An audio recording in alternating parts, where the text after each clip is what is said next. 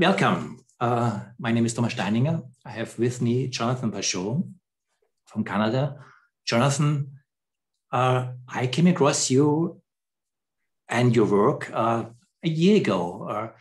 You are talking about something that I found very intriguing. You talk about the reality and the validity of the symbolic world. So from a modern, enlightened perspective, symbolic world has something that's powerful, that can be very intriguing, but it's just symbolic. It's not scientific. It's not depicting the real. So what I found very intriguing, and your background is Christian Orthodox, and you have the whole world of Orthodox symbolism that you draw from, a claim that basically the enlightened modern perspective has a misunderstanding what reality is about.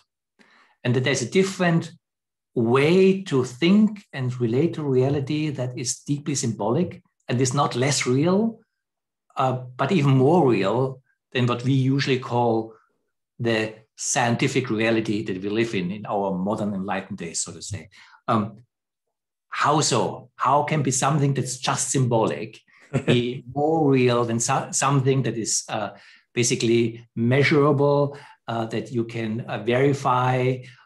We developed all the scientific methodology to kind of discriminate things that have a claim to truth and not a claim to truth. How can be something that's not even claiming to be scientific can have a claim to be more real than what we usually call scientific? So the first thing I could say is that it's mostly about the frame. It starts with that, you could say, is that symbolism or ancient mythological way of thinking. The first thing it does is it tells you where to look. You could say it that way. One of the things that's coming out that's in cognitive science, in these new perspectives, especially in terms of the study of complexity and the idea of emergence, all of these things that are kind of on the lips of everybody in terms of of different practices, whether it's science, organizational structure, all of this, is people are realizing the problem of attention, or the problem of, you could call it something like, I think John Vervaeke calls it combinatorial explosion, which is that the world is actually made of too many things. Every single thing that you can name has an indefinite amount of complexity attached to it. And so there are different levels of reality that you can attend to for every single thing that you can think of in the universe, basically. So the question is, if that's the case, then how is it that we're able to sift through that? How are we able to make sense of something which has indefinite potential for complexity or for multiplicity, let's say? It kind of splinters into indefinite chaos, and this is where the idea of the symbolic world comes in already. That is, things like stories or patterns of attention are the way in which we're able to frame reality. The very identities of things are very mysterious. Like, let's say you take a chair. A chair, we think that it's one thing, but a chair is not one thing, or it's not just one thing. A chair is millions and millions and millions of things. It's an indefinite amount of things, but somehow we're able to condense that multiplicity into one, and we're able to see a chair as one thing. And a chair is not a big deal, but if you go higher up in the, let's say, hierarchy of things that exist, it becomes even more complicated. Like, how are we able to say that a family is one thing, or that a city is one thing, or that a country is one thing? That these are so big and have so many aspects to them that nonetheless we're able to perceive it. And the solution that I'm trying to help people see is that it has something to do with attention. It has something to do with purpose. And it has something to do with this. I'm going to use a word that people are going to freak out, but it has something to do with love. That is, that there is a way in which multiplicity and unity coexist together. And this is what is captured in ancient religious stories, in ritual, and in images. And ritual is probably the easiest way for us to understand it on a human term, because we realize that human interaction are always ritualized. That if I talk to someone, there are ways in which I am allowed, or by all these measures that I enter into relationship with you, I have to look you in the eye. I shake your hand. I say hello. I don't do certain things. I won't take my clothes off while I'm talking to you. There are many things. There's so many things that we do. This is a ritualized reality. And so the Enlightenment has wanted us to believe that ritual is somewhat superimposed on reality, that it is superstitious, or that it is interesting but not necessary to reality.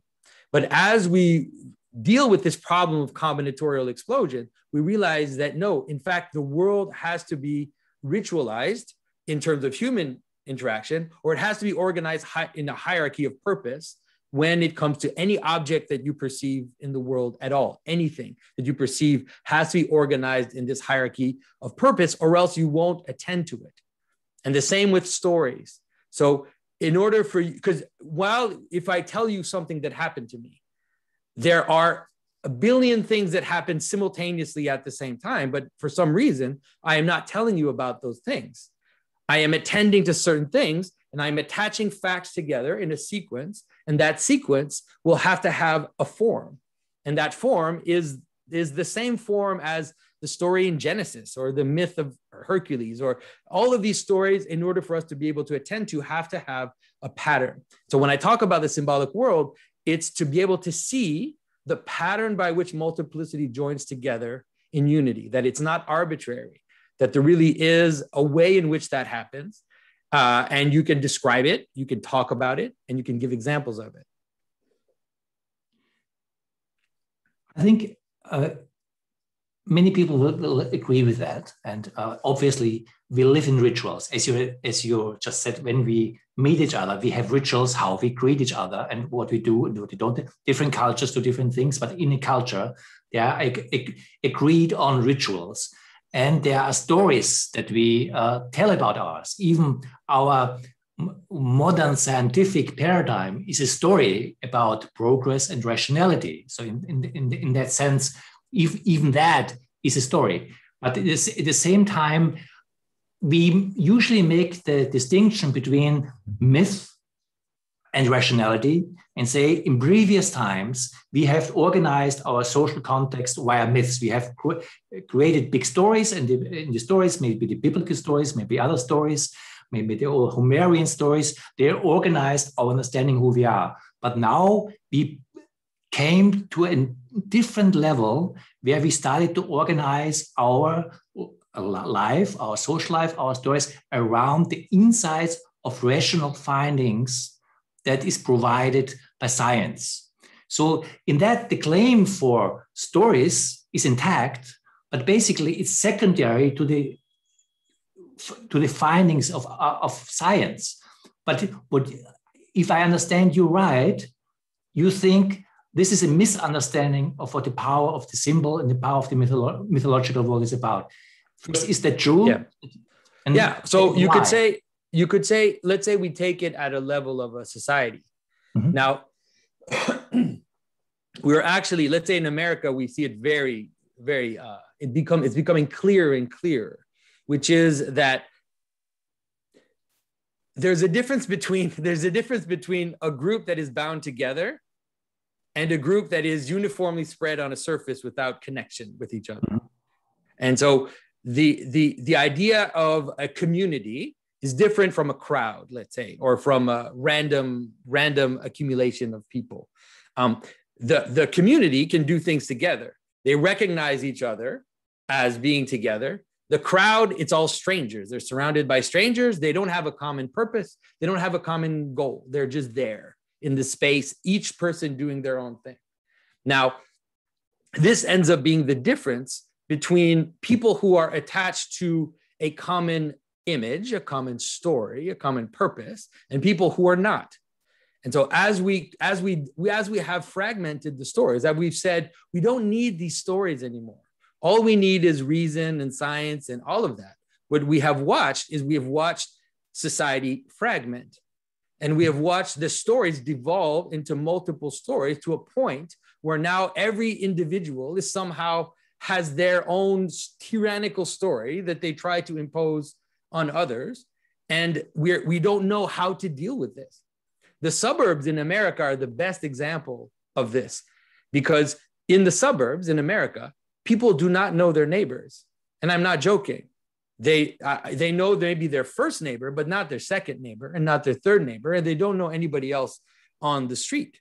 Obviously, they certainly do not know people on the other street, those completely. And so they're all of a sudden, community is fragmenting into this crowd where we have all these people living there. And so this sounds like it's not a big deal how can I say this? When there's no crisis. But when a crisis starts to manifest itself, then the fracture inside the different individuals that have no connection together starts to manifest itself. And we can see in America and the United States, especially, we can now see the fault lines where within the country, there are massive fault lines between men and women, between different gender, between races, between different social classes. All of these are becoming louder because we don't know why we're together. We have no common story, or we're just trying to destroy the common story. And so we're not able to bind together as a group in order to do what we're doing. The best would be to think of a sports team. A sports team is the easiest way to understand. If the sports team forgets its goal or what's binding it together, the story, winning the cup, winning the championship, being the best team in order to beat the other teams, then they're not going to play the sport very well. And at some point, the team is going to dissolve into nothing.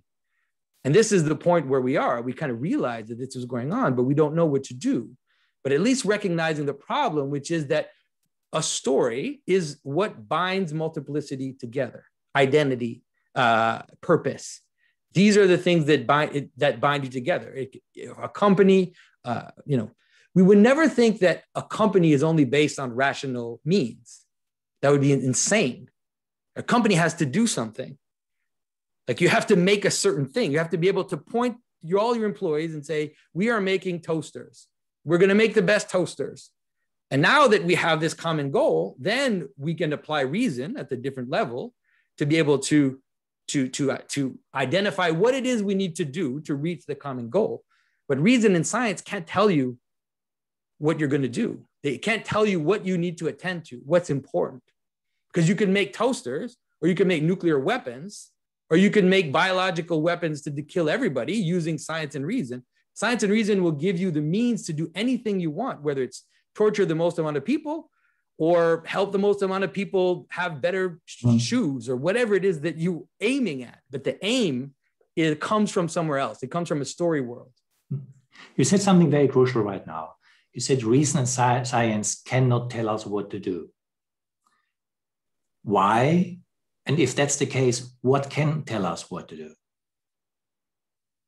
You mean the good? I mean, the ancient world was organized around the notion of the good. Now there could be discussion about what the good was and what in the hierarchy of goods was the highest good.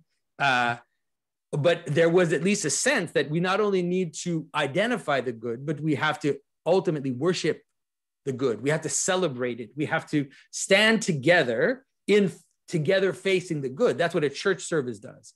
So imagine an ancient village where everybody every week stands together and stands in front of the God of love. And that becomes the overarching principle, supposed to. Sometimes, obviously, we're going to go awry. We're not always going to be able to completely submit to that divine principle. But at least it becomes the aim that we have. But if we don't have that aim, then we're going to start to, because reason doesn't tell you what's good. At least science can't tell you what's good. It can tell you how to get to the good, right? Because there's no difference between a living body and a dead body for science. Mm-hmm. It depends what you want, right? A dead body has as many molecules, as many chemical processes as a living body. But you have to be able to decide what it is that you're aiming towards to analyze or to understand or to reproduce. But either one is there. They can't tell you that. The science can't tell you that a quasar is better or worse than a human brain. It's like they don't have the means to tell you what's better. I don't know if that makes sense. It does make sense. And to make it concrete, and also because you do have a Christian Orthodox background, and even people who have no direct relationship to orthodoxy, do recognize that there's something powerful about Orthodox icons. And Orthodox icons, when you relate it to the good or the beautiful, there's also something powerful that I think many people, religious or not religious, can relate to, that when you're in the presence of an icon, it asks something from you, a certain relationship. There's something that's not just kind of, oh, this is a nice art, but there's something you can, however you relate to it, but you feel that some kind of respect is asked for. You may be denied to give the respect, but there's something where an icon asks for participation. Yeah. And I think this is also where you see the relationship between symbols and ritual, that this is a world that asks to participate in and has a direct participation that comes out of a aesthetic, spiritual, I don't know which, a recognition of what the symbol tells you.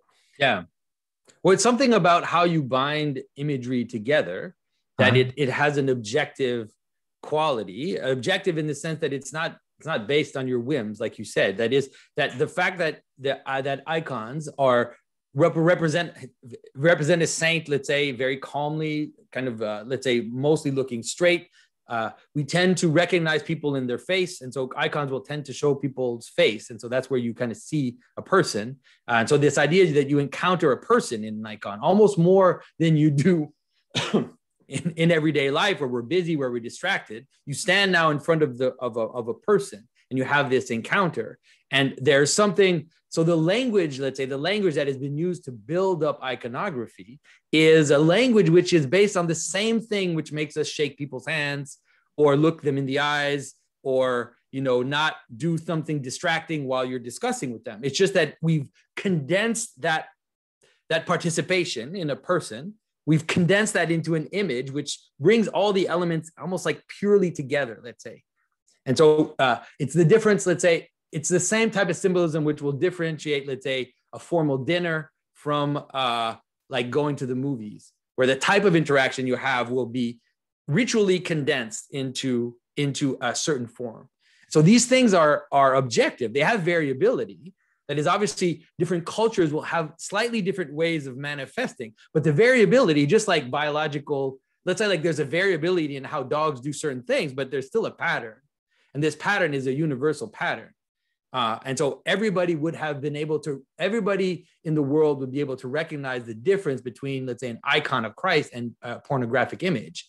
And they would be able to recognize that the way that you interact with one or the other is different based on the very elements which constitute it. So would you say, because you are not only an Orthodox thinker, you are also an iconographer, is this the right? Iconographer. Yourself. So you are making Orthodox icons. You engage in producing symbols of the sacred. And the way I understand, because it's also very obvious when you look, let's stay with the Orthodox symbolism, that Orthodox symbolism is different than even Catholic or Protestant symbolism of Christianity. There's something where it's less individualistic. It's less kind of taken out of so-called life. There's something which is particular universal, particular transcendent, or how I say, but it is coming in the image of a human face. There is a saint, there is Mary, there is Christ, but what is tried to be expressed there seems to be something that is beyond the personal, or at least beyond the individual. Or beyond it's not the idiosyncratic. So every phenomena or every encounter has a center and a margin. And so when I encounter you, I can look you in the eyes and have an interaction with you as a person. But the world is messy. So on the fringe of you, maybe you didn't shave very well today, or maybe you've got something going on, like your hair is a little off or your eyebrows are too shaggy. Like everybody has a kind of wildness about them, let's say. And so in a lot of Renaissance, post-Renaissance art, and into the Baroque and to the Romantic, there was a desire to focus on the fringe element. Whereas in icons and in other cultures, you have similar type of imagery. There's a desire to kind of crunch that idiosyncrasy into basic central elements of a person. So to find a way to represent the image of a person in a way that you still recognize that person, but you're not distracted by the fringe, let's say. And so that's why when you have this experience of an icon, it kind of draws you in. You could say draws you into the most calm, centered aspect of you. For the very reason that it doesn't focus on idiosyncrasy. If you look at a Baroque image where you see a drunk man, with his red nose, and you can see that he's got his pores, and you can notice that he didn't sleep the night before because he's got bags under his blue bags under his eyes, and you're looking at a painting of that, then the type of attention it'll ask of you will be a different type of attention than the one you come in front of an icon, which tends to crunch all of that into a simpler, more aesthetic experience, you could say. We also say it the other way around, because when you look, for example, an icon of Mary, Mother Mary, and you look at it and you compare it with other icons of other cultures, let's say Shakti in India, these are different icons in different cultural contexts, but it seems also that in the different cultural contexts, there's something that becomes visible in the icon that otherwise is not accessible for me. That there's something in seeing an icon, and in the Christian icon, Mother Mary, in a Hindu icon, maybe a Shakti, where something becomes visible that only becomes visible in the symbol. If that's the case, the symbolic world is able to show me something that a scientific world is not able to show me. Is that where you would say that the symbolic world has a reality that the scientific world is missing?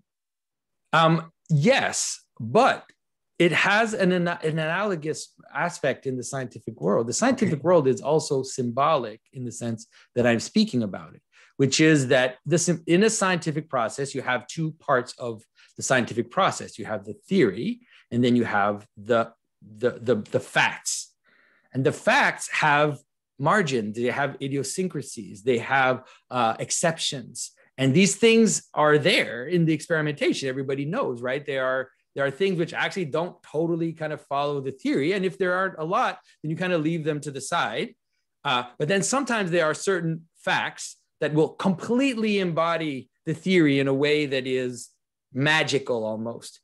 And strangely enough, those are the facts that the scientists will obviously focus on.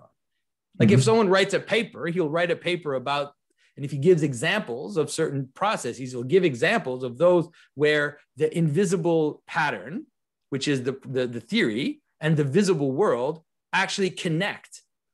And so the exemplary scientific experiment where all of this comes together is similar to what an icon will do to you, which is that when you see that, you're like, yes, now I understand this theory. I can see the theory in the experiment. But in reality, everybody knows that the truth about the scientific experiment is that it has fringes and messiness to it. And so the difference between the symbolic world and the scientific world is that the symbolic world will add one layer on top of that, which is that it has to do with, it can help you see what you care about.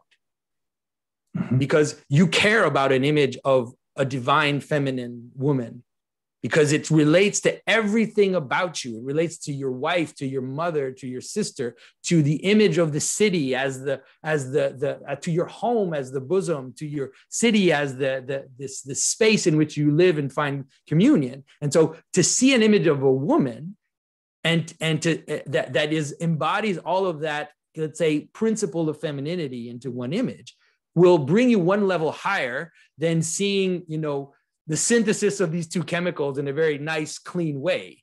That's fine. It's good. It has a truth and joy to it. But the icon will give you more because it gives you something why you care about. That other experiment, you need something else like to know that it'll make your phone faster, or to know that it will, that's what will make you excited about it. To know that you can now conduct electricity better. That's what will get you excited. But the image of the mother, it's all there in there already. It's like, it's bringing it all together. How does the symbol do that to show me something that I care about? Well, because it has to do with attention. We attend to the things we care about. And so when something grabs your attention, when it appears to you as the central focus of your attention, right? So a boring version of that would be you're standing in a room full of strangers and a beautiful woman walks in. And then without you even trying, without all of a sudden, it's like the attention turns towards that person. And so we have something about us. Humans have a hierarchy of attention. And that hierarchy of attention finds its resolution. And so that, let's say that experience in like a religious context, they would say, be careful of that. Like there are better levels of attention, which will bring you, which maybe require more effort, but which will bring you further in life than if you get distracted by every beautiful girl that walks in. But the process of attention, that's what makes the symbol grab you, is because it takes, especially a story is a good example. Like you have all these things happen to you, and there are things that make you care about what happens to you.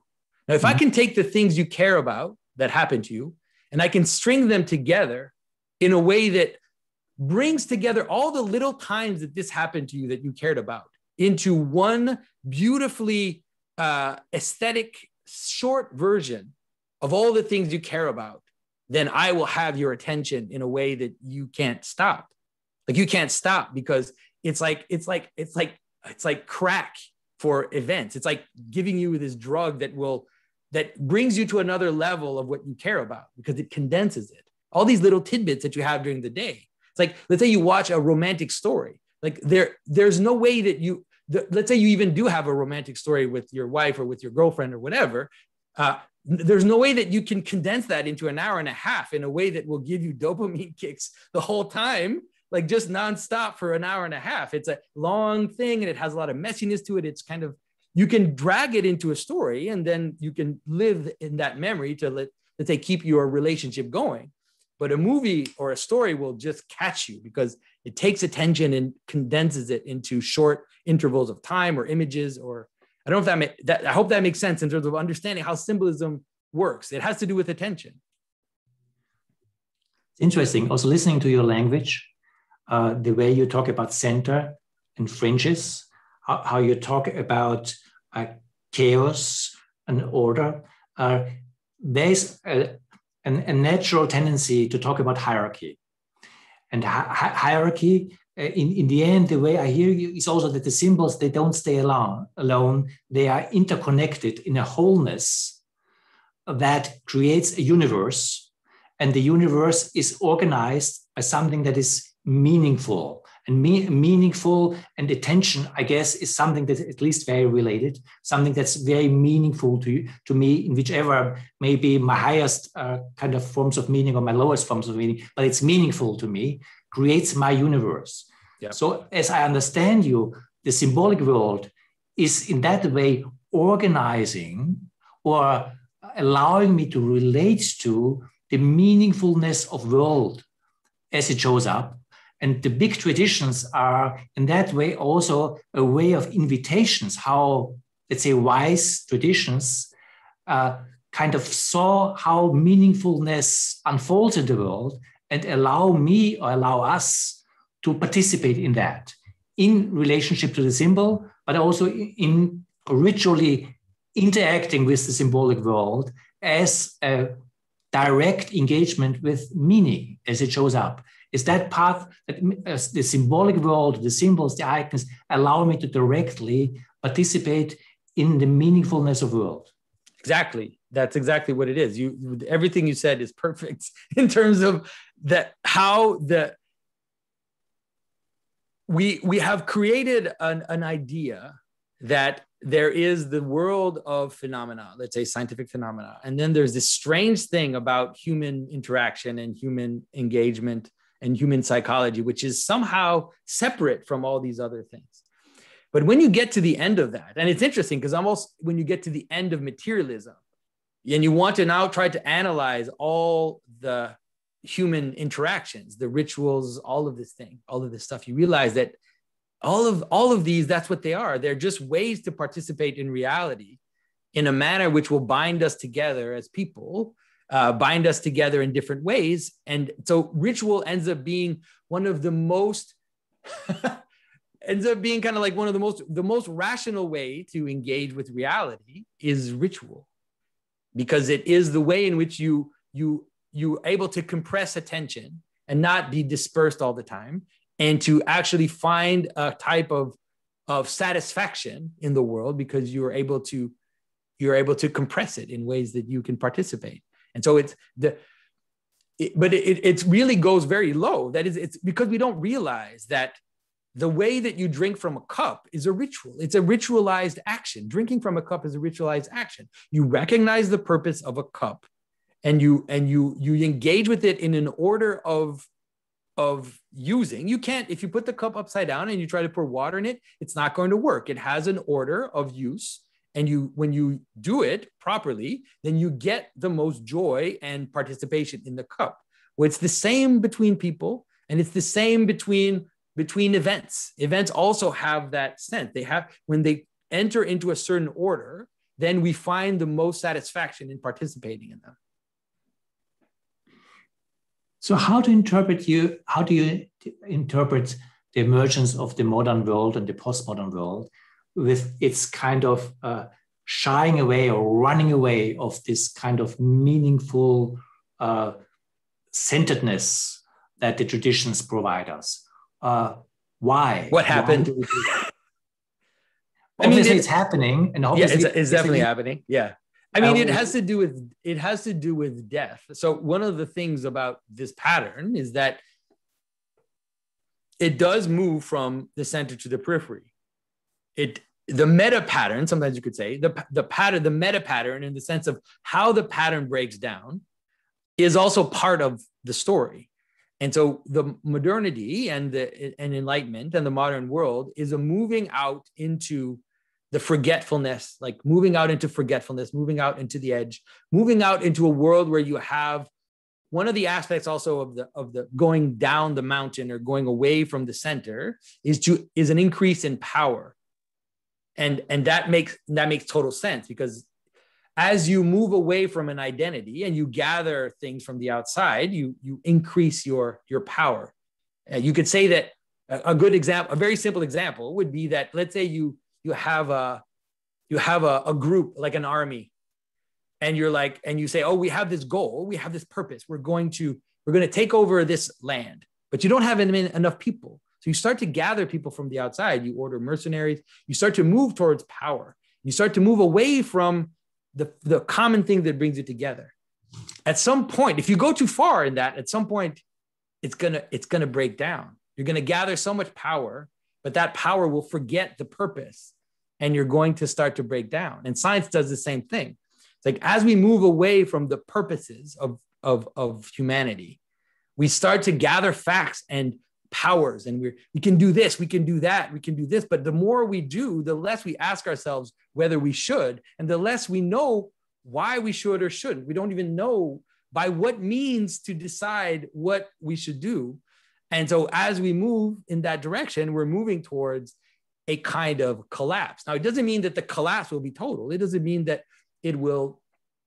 We hope that at some point, one of the things that will do will make people kind of wake up. It's possible, and that there will be a kind of awakening where people will be able to return to the pattern and understand the good, and then reapply it to all of this. There's an image in scripture, which is the image of the New Jerusalem, the heavenly Jerusalem.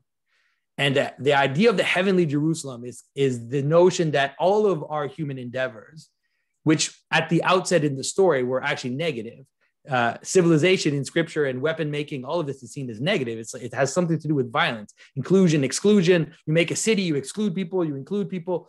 But this whole image moves in the end towards this glorious city.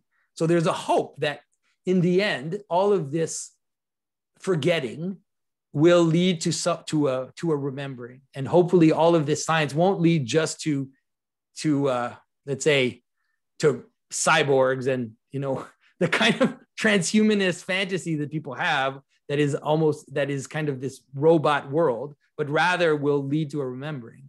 But it's a toss up sometimes, I think. When I encounter symbols, rituals, Christian, Orthodox, or other spiritual, I do have a response to it. But there is, how should I put it? They don't necessarily talk to me. It needs something for me, for symbols to start to talk. Although to some degree, I think they talk to everyone, but let's say there's a limit of that. What makes symbols talk? Yeah, it's communion, because humans are the agents of symbolism. That is, intelligence is the mediator between invisible patterns and the world. And so that's why it ultimately is not about, yes, icons are important, but we need the communion of love for that to be real. That is, there is a normal hierarchy of being. We have, let's say, the image of the church is the best image, because when you come together, you attend to the same things together, you help each other, you love each other, but you're also, like I said, you're still attending to the same things. So you bow before the icons. Everybody comes and bows before the icons. You light candles. You sing together. All of these things will warm up the symbolism. Will put blood into them, because it's not just about this cool interaction with an image or with a story, but it's a participation. When the Greeks told the story of the Iliad, they were telling their story. It wasn't just an entertainment or something to think about. They were remembering the story of their ancestors, and they were using it as a means to connect to a real living river of transmission of humanity. And they were using it to bind together as a people as well. And so that's what symbolism is supposed to do. It's not just about this cool interpretation, but it really is this embodiment and this entering into the story. So it's like, if to really, for an icon of Christ to talk to you, you ultimately have to go to communion and eat and drink the blood and body. You have to give the holy kiss to the parishioners. You have to smell the incense and you have to go to confession. All of this warm, actual embodied practice is what will slowly bring this to life. It's interesting.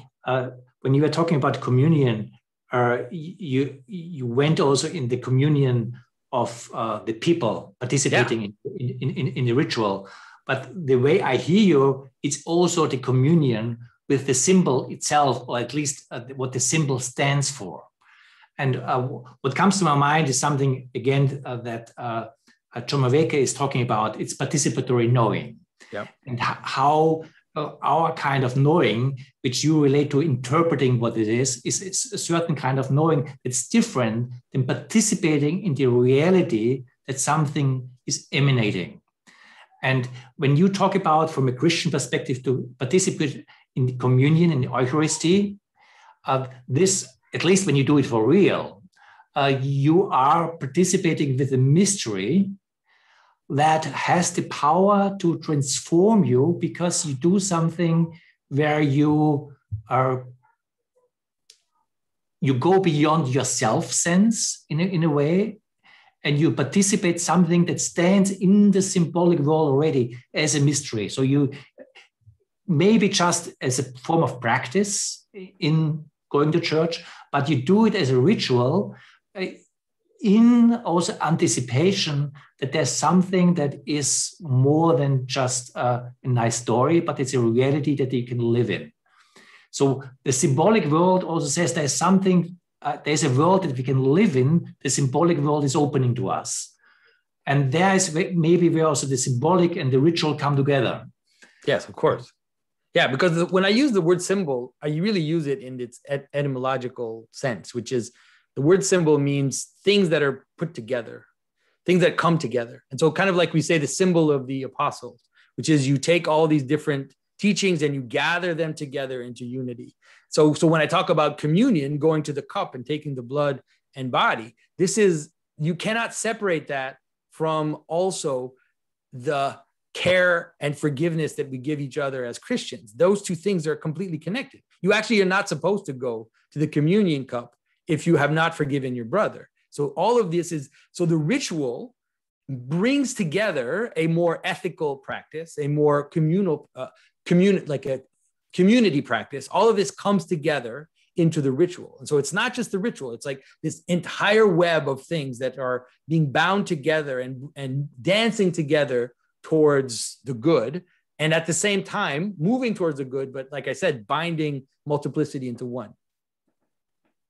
So let me ask, how do we do this? Because obviously where you come from, and also how I understand you, you're deeply committed to a revival also of the Christian truth. But obviously the world we're living in, I'm not talking about the secular world, I'm talking about the global world with its different sacred storylines. Maybe the Hindu storylines, maybe the Chinese storylines, maybe the African storylines. One vision is that basically everyone gets baptized, everyone gets Orthodox, but is this what you envision? Or if not, if there's a plurality of the spiritual paths that the world has engaged in over the millennia, how do we re-enter a symbolic relationship through life that also honors the difference of cultures and honors the truth of the traditions this culture are embedded in? Yeah. Well, the best way, I believe, to honor difference is to be something. Mm-hmm. One of the illusions that the West has done is to somehow think that they're nothing and that everything else is something.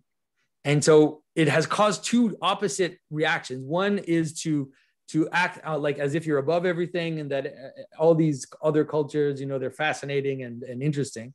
And the other one has also been to almost denigrate our own thing and to only love what is strange because we recognize something in it.